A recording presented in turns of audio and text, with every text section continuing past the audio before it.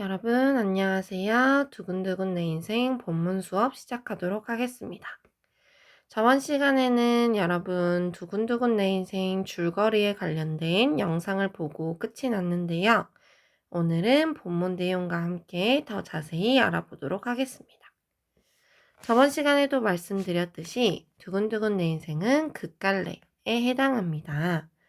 이 극갈래에는 우리가 배울 시나리오뿐만 아니라 민속극, 영화, 연극, 가면극 등 여러 가지의 형태의 작품들이 존재합니다.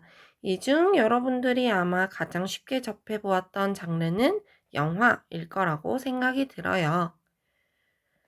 그래서 교과서 175쪽에 보시면 여러 형태의 극들이 이렇게 등장하고 있네요. 쭉 한번 살펴보시고 176쪽으로 넘어갑니다. 여러분, 우리가 오늘 배울 두근두근 내 인생은 극갈래에 해당한다 라고 말씀드렸습니다. 극갈래는 여러분 우리 저번 시간까지 해서 종탑 아래에서 서사갈래 했었죠. 서사갈래는 여러분 5가지의 구성이 어떻게 되었죠? 발단, 전개, 위기, 절정, 결말이었죠. 극갈래는 그거와 약간의 차이가 있는데요. 발단과 전개는 동일하지만 그 다음이 위기가 아닌 절정, 하강, 대단원으로 구성된다는 점을 잘 알아두세요. 또 발단, 전개, 절정 대신 도입, 상승, 정점이라는 용어를 사용하기도 합니다. 176쪽 이 작은 글씨 부분, 여기 부분, 여기 위에다가 적어두시면 되겠죠? 정리하셨으면 넘어갑니다. 두근두근 내 인생은 영화 촬영을 목적으로 한 시나리오입니다. 그럼 우선 이 시나리오의 특성을 먼저 알아본 후에 본문을 들어가도록 하겠습니다. 시나리오란 여러분 어떠한 영화 촬영을 목적으로 하기 때문에 인물, 사건, 배경으로 구성되고 어떠한 갈등을 중심으로 사건이 전개된다라는 특성이 있습니다. 정리하세요. 또한 시나리오에 등장하는 등장인물들이 있겠죠? 그 인물들의 대사와 행동으로 대부분의 줄거리가 표현됩니다. 세 번째, 영화, 즉 상영을 전제로 하므로 영화 촬영과 관련된 용어를 사용하겠죠.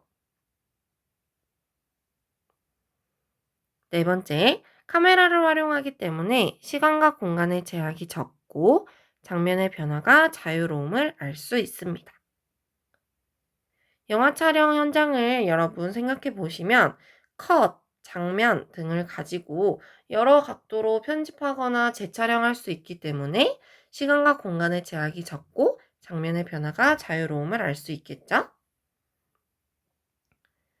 또한 카메라를 활용하여 멀리 줌을 이용하여 촬영을 한다면 등장인물 수의 제한도 있지 않음을 알 수 있고요. 이 컷과 장면 단위로 구성됨을 살펴볼 수 있습니다.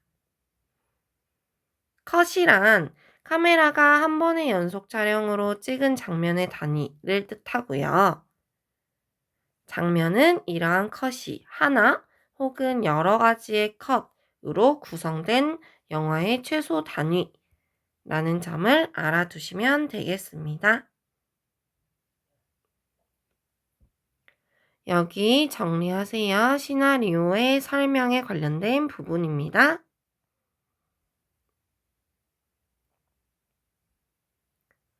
정리하시고 본문 들어갑니다.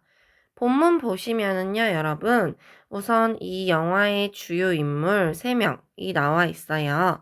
아름이, 대수, 미라. 아름이는 선천성 졸업증 환자로 16세 남자아이고요. 대수는 아름이의 아버지 33살, 아름이의 어머니 미라까지 이렇게 3명의 주요 인물이 등장합니다. 앞부분 줄거리를 통해서 주인공이 처한 상황을 이야기해주고 있습니다. 여기 그럼 여러분 앞부분의 줄거리부터 발단의 시작이겠죠. 주인공이 처한 상황, 실제 나이는 16살이지만 선천성 조루증으로 인해 신체 나이가 80살이 넘은 이 소년 아름이가 나오고요. 이제 33살이 된 젊은 부부 대수와 미라, 함께 하루하루를 소중히 여기고 씩씩하고 밝게 살아가고 있습니다. 그런데 여러분 형편이 어때요? 보시면 대수는 택시 운전을 하고 미라가 세탁 공장에 가서 열심히 일을 하지만 아름이의 치료비를 내기에는 턱없이 부족합니다. 그렇죠? 경제적인 형편이 어때요? 넉넉하지 않아요. 그렇죠? 이러한 등장인물들의 상황을 알 수 있습니다. 여기 부분 보고 앞부분 줄거리 파악하시면 되고요. 여기 보시면 여러분 중요한 거 나오네요. 영화 촬영에서는 이 S샵이라는 씬 넘버라고 부르죠. 이 씬 넘버가 많이 사용되는데요. 우리나라 말로는 장면 번호라고 합니다. 여러 개의 장면으로 구성되기 때문에 이 장면 번호를 사용하여 장면을 서로 구분하고 나누고 있는 것이죠. 여기 부분에서 어떠한 해설을 통해 이 아르미의 상황을 그리고 사람들의 모습을 설명해 주고 있네요. 여기 대사 부분이 이제 드러납니다. 아름, 빨리 좀 가. 사람들이 쳐다보잖아. 대수롭지 않은 듯이 여기 이렇게 가로쳐져 있는 부분은 행동이나 표정을 설명해 주는 지문, 지시문에 해당하는 부분이죠.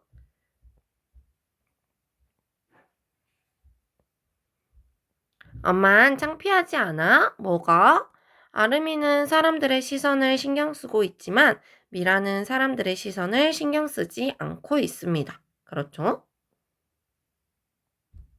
뭐가 창피한데 뭐가? 계속해서 행동을 설명해주는 지시문 나오고요.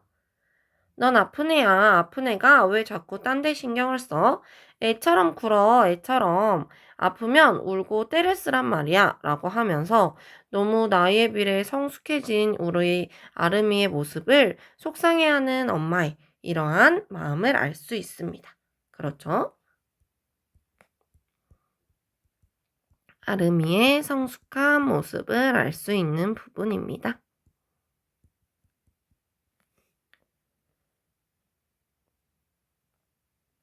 가슴이 답답합니다. 고개를 돌려 한숨을 내쉰다 라고 되어 있어요. 그래서 우리 누구예요? 아름이 때문에 속상한 이러한 미라의 모습도 담겨져 있네요. 그렇죠? 우리 미라의 성격을 알 수 있는 부분이 또 나옵니다. 어디 있어요? 넌 그것보다 더한 검사도 받고 위기도 수없이 넘고 그거 아무나 할 수 없고 정말 대단한 일을 하고 있는 거야. 그러니까 당당하게 보란 듯이 걸어도 돼 라고 이야기하고 있습니다. 그렇죠? 뭐예요? 어떤 부모로서의 사랑이 드러나는 그런 부분입니다. 아름이에게 용기를 주려고 하는 거죠. 아름을 뭐 해주고 있네요? 위로해주고 있습니다. 그래서 여기 사람들의 시선을 아랑곳하지 않고 당당하게 걷는다 까지가 여러분 뭡니까? 발단인데요. 우선 여기에서도 우리 아름이의 뭐가 드러납니까? 아름이가 아닌 미라의 여러분 뭐가 드러나요? 이 미라의 성격이 드러나요. 미라의 성격 어때요, 여러분? 당당해요. 그렇죠? 그리고 아주 긍정적입니다. 여기까지 발단 정리하시면 되겠습니다. 발단 내용 정리. 힘든 투병 생활 속에 아름과 엄마 미라가 밝고 당당하게 살아가고 있습니다. 177쪽까지가 발단입니다. 정리하시고 넘어갈게요. 178쪽. 178쪽부터 바로 전개가 시작됩니다, 여러분. 이 장면 번호 17부터 전개가 시작이에요. 우리 아름이가 여러분 어때요? 아파요. 그렇죠. 여기 보시면 대수가 눈치챌까봐 힘겹게 걸어가 방문을 닫습니다. 아름이 어때요? 여러분 나이는 어리지만 부모에게 걱정을 끼치지 않으려는 그런 사려 깊은 모습이 드러납니다. 그쵸? 아픈 거를 내색하지 않고 혼자 견디려는 이러한 모습이 드러나는 거죠. 즉, 우리 아름이의 뭐예요? 어떤 어른스러운 성격이 드러나는 부분입니다. 식은땀이 흐르고 괴로워하다가 약에 취해 구부린 채 잠이 드는 아름이의 모습. 그 다음 여러분 또 촬영 영화 등장하네요. 뭐 나오나요? 컷2 나옵니다. 컷2가 여러분 무엇이냐 하면 여러분들 지금 어디 있어요? 제일 밑에 178쪽 밑에 부분 보시면 여기 있죠. 컷2는 뭔가요? 한 장면에서 다른 장면으로 전환할 때 컷으로 바꾸는 촬영 기법을 뜻한다고 합니다. 그러면 여기 까무룩 잠이 드는 아름이에서 컷을 한번 넣었겠죠? 그리고 여기 부분에서 시간이 경계돼서 컷2 두 번째 컷이 시작됩니다. 시간이 경계되고 아름이의 주름진 손가락 여러분 이거 왜 그러는 거예요? 이 조로증으로 인해 늙어버린 거죠. 그렇죠? 어느새 불구슬에 희미해진 햇살이 작은 창으로 길게 스며들고 있다. 여기 부분에서는 여러분 뭐 할 수 있나요? 시간적인 배경 드러나네요. 안 되겠어요? 불구슬에 희미해진 햇살이라고 했으니까 해질녘임을 알 수 있겠죠?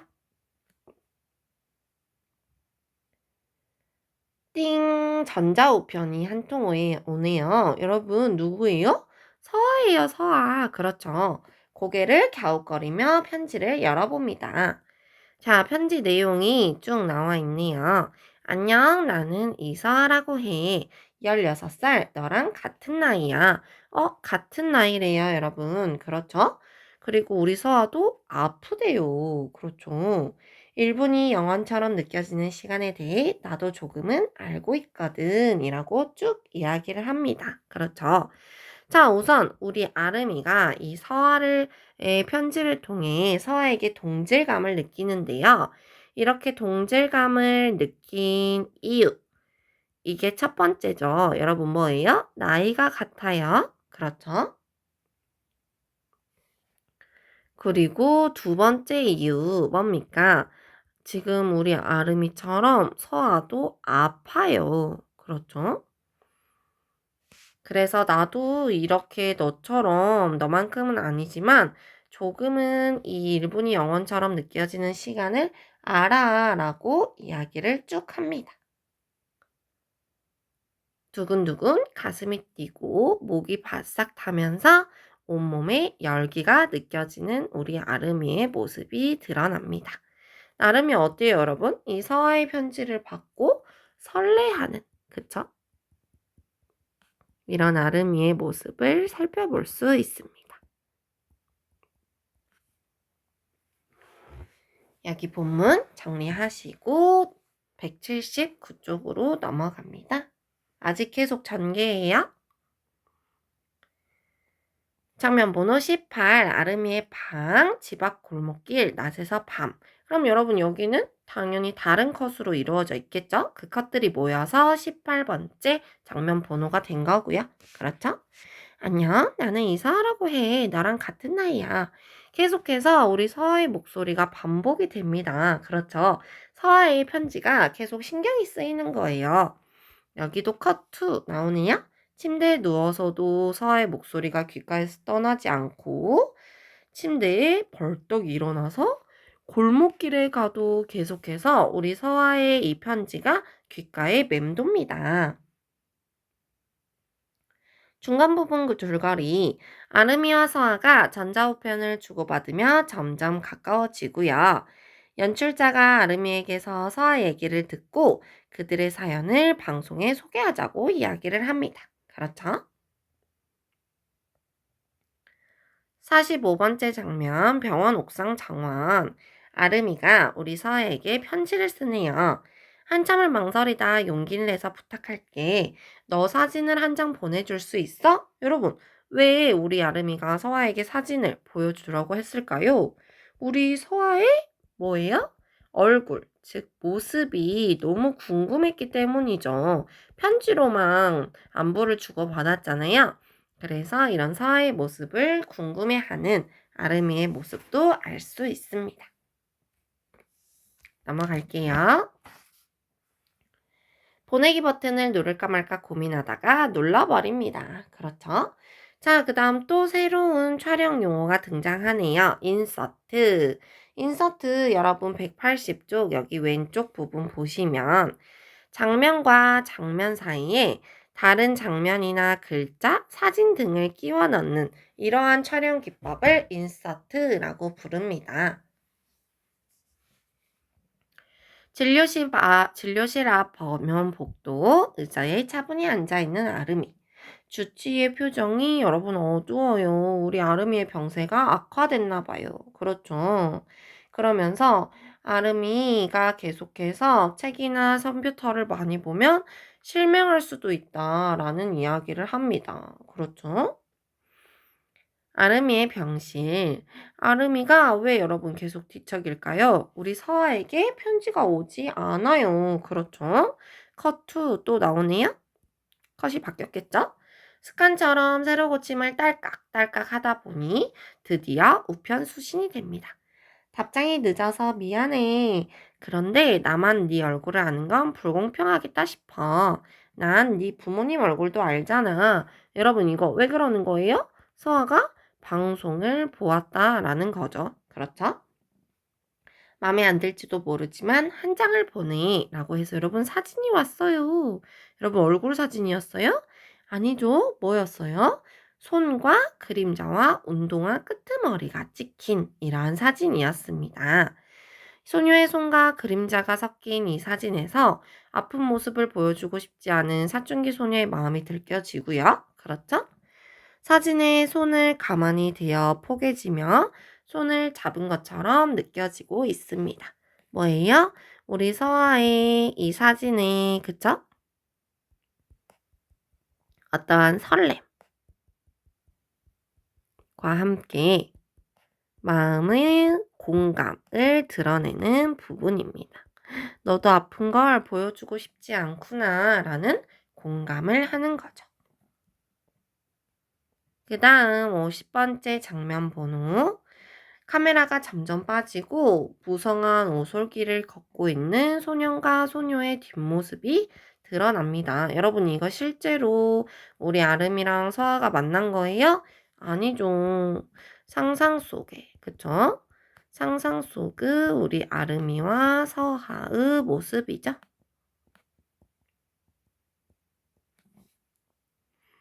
오솔길을 걸으며 16살 소년과 소녀의 이러한 건강한 모습들이 드러납니다. 그렇죠. 상상 속의 모습이죠. 아름아, 넌 언제 살고 싶어지니? 뭐? 넌 어떨 때 가장 살고 싶어지냐고.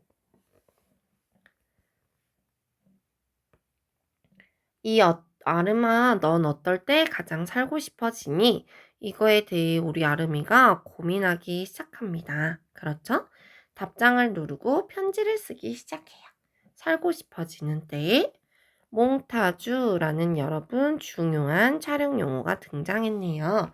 몽타주 보시면 영화나 어떤 사진의 편집 구성임을 알 수 있는데요. 따로따로 촬영한 화면을 적절하게 떼어 붙여 하나의 긴밀하고 새로운 장면 혹은 내용으로 만드는 것입니다. 그래서 여러분 보시면 이렇게 아이들이 트램펄린 위에서 뛰노는 모습, 그렇죠? 또 뭐예요?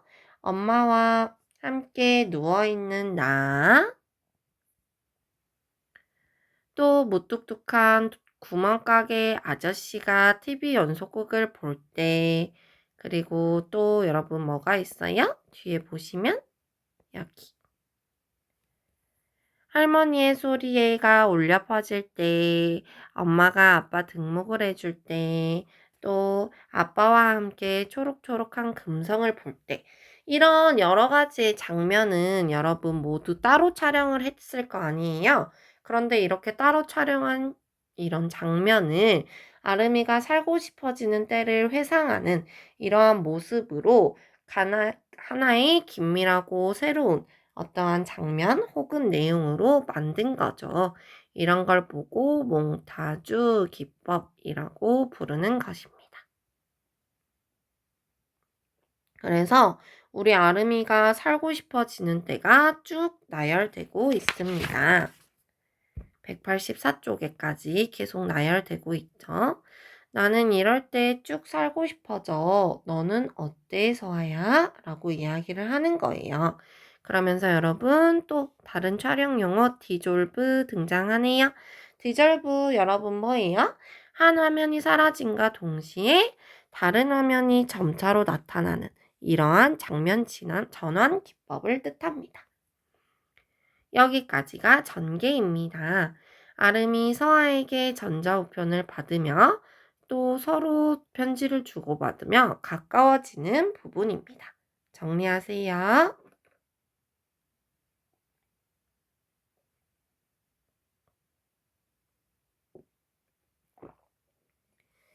그래서 중간 부분 줄거리 2부터 절정 시작입니다.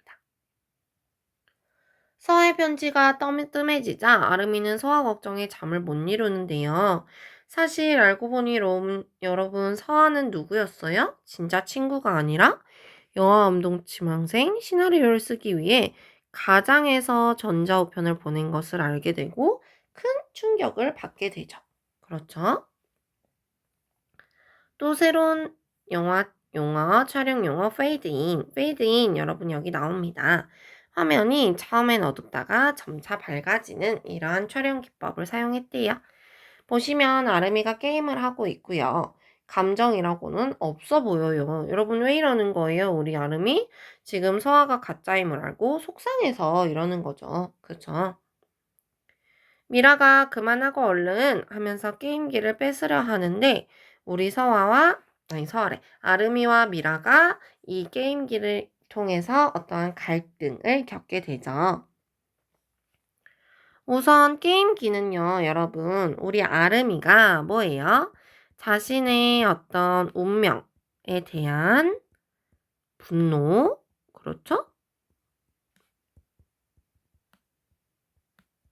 플러스 서아에게 받은 이런 충격을 어떻게 하는 거예요?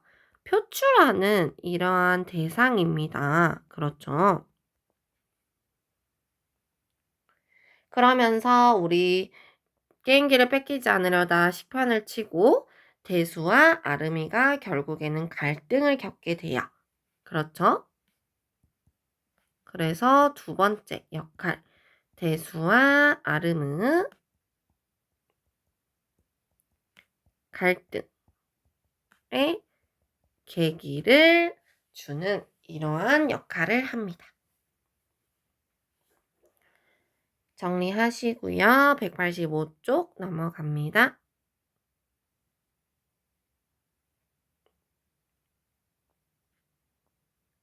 너 이게 뭐 하는 짓이야? 그러니까 이따 먹는댔잖아요. 갈등하고 있죠? 여기 보세요, 여러분. 너무 속상해요. 낫지도 않는 걸 왜 자꾸 먹을래? 어차피 죽을 거! 라고 하면서 여러분, 어떤 삶에 대한 뭡니까? 희망. 그쵸? 이런 희망을 우리 아름이가 포기해버렸어요. 그렇죠? 아름이가 서아 때문에 큰 상처를 받아가지고 내가 지금 하고 싶은 게 이거라고요. 내가 살면 얼마나 산다고? 라고 하면서 우리 아름이의 내면의 이런 분노가 터져 나왔음을 알 수 있는 부분입니다.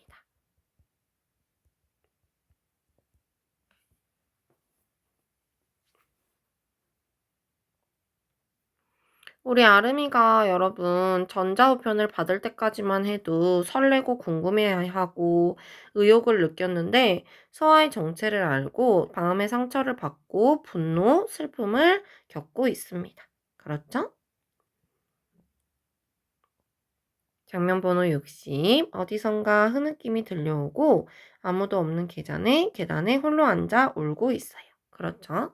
이렇게 여러분 우리 태수 우는 이유 뭐 때문이에요? 아름이 때문에 속상한 거죠.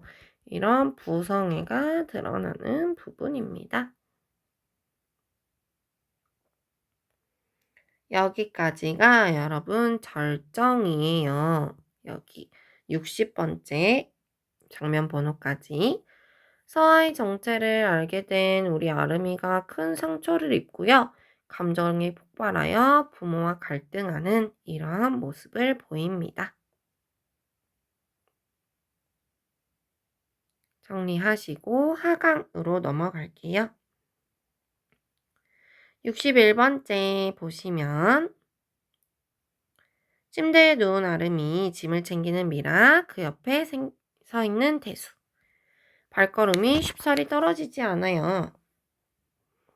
엄마, 집에 좀 다녀올게. 잠깐 혼자 있을 수 있지? 라고 쭉 이야기를 합니다. 그쵸? 괜찮아요. 컷 투. 부자가 여러분 어때요? 서먹해서 말을 안 해요. 왜 그러는 거예요? 싸웠잖아요. 그쵸? 내실 향해 가는 시계. 일 나가기 전에 인사는 해야 할 것 같아 눈치를 봅니다. 아빠라고 합니다. 아빠, 나 하늘공원에 별 보러 가고 싶어. 우리 아름이 어때요, 여러분? 나가고 싶어요. 그렇죠? 아까 우리 대수가 여러분 택시 운전도 한다고 했잖아요. 그래서 택시 운전을 지금 함께 하러 나간 겁니다. 그에게 마지막 편지를 썼네요. 누구겠어요, 이게? 서아겠죠, 서아. 여러분, 그쵸? 내레이션이라고 해서 여러분 이 내레이션 부분은 장면에는 나타나요? 나타나지 않아요? 나타나지 않아요. 그렇죠? 여기 187쪽 페이지 나타나는 부분 바로 위에 있습니다. 장면에는 나타나지 않으면서 장면의 진행에 따라 내용이나 줄거리를 장면 바깥에서 해설하는 이러한 것을 보고 내레이션이라고 합니다. 아름이가 누구세요? 라고 원래 서화가 아니니까 라고 썼다가 누구세요를 지우고 안녕이라는 말을 써 넣었습니다. 이렇게 여러분 아름이가 누구세요 대신 안녕이라는 말을 쓴 이유는 여러분 뭐예요? 서아의 존재를 부정하고 싶었지만 결국에는 부정하지 않고 그냥 서아를 인정한 거예요. 이렇게 인정한 이유 뭐 때문이겠어요? 자신과 이 서아와의 추억이 너무 즐거웠잖아요. 그래서 그런 추억을 그대로 간직하고 싶은 우리 아름이의 마음이 드러나는 부분인 거죠. 여기 부분 정리하세요.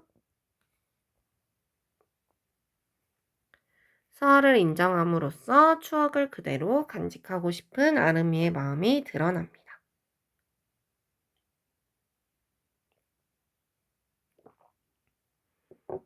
63 장면 번호 하늘공원.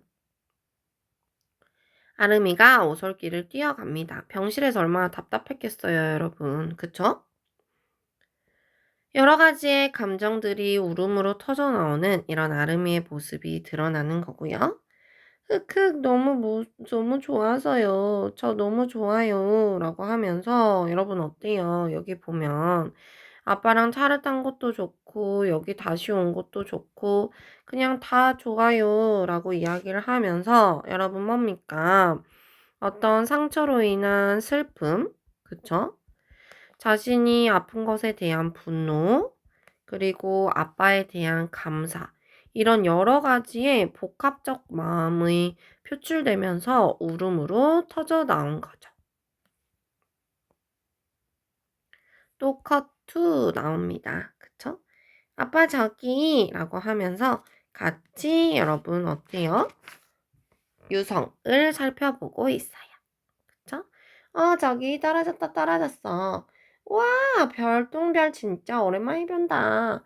그러고 보니까 별은 똥도 별이네. 여러분 이거 뭐예요? 우리 태수가 어떤 개그를 쳤어요. 그쵸? 유머러스한 이러한 태수의 성격을 알 수 있는 부분이네요. 소원을 서로 빌면서, 그쵸? 아름이 너 같은 애는 진짜 아프면 안 되는데 라고 하면서 우리 아름이를 사랑하는 대수의 마음이 드러납니다.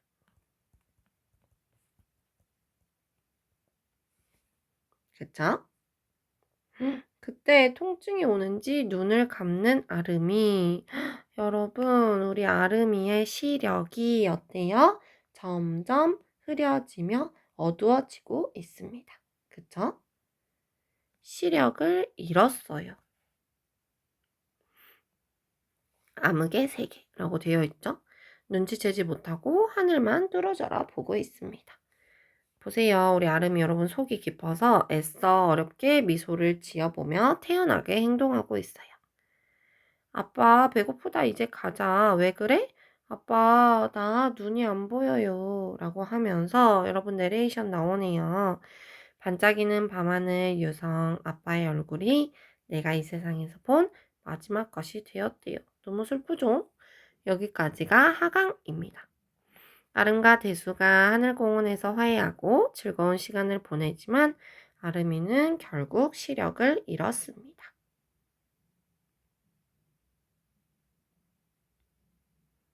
여기 정리하시고 여러분 여기 뒷부분 줄거리 이 잠깐이 조금이 대단원이거든요. 아름이가 눈이 멀게 되고 병세가 악화돼서 퇴원을 감행해 보신각 제아의 종 행사를 보러 가던 가운데 우리 아름이가 대수와 미라에게 인사를 하고 숨을 거둡니다. 너무 슬프죠? 대단한 부분 여러분 나와 있습니다. 가족과 제아의 종 행사를 보러 가던 일 아름이가 숨을 거뒀네요. 여기까지 정리하시면 되겠습니다. 여기 정리하시고요. 여러분, 우리 다음 시간 해와야 될 거 말씀드릴게요. 다음 시간에는 첫 번째 두근두근 내 인생 학습활동. 여기 바로 뒤에 부분 있죠? 학습활동 190쪽부터 여기는 안 해도 되겠네요. 191쪽까지만 해도 되겠네요. 191쪽까지 꼭 풀어 오시고요. 풀고 수업을 들으셔야 해요. 그 다음 선생님이 저번 주에 나눠드렸던 두근두근 내 인생 여러분 프린트 있죠? 프린트도 풀어 오셔야 선생님이랑 답만 맞추는 겁니다.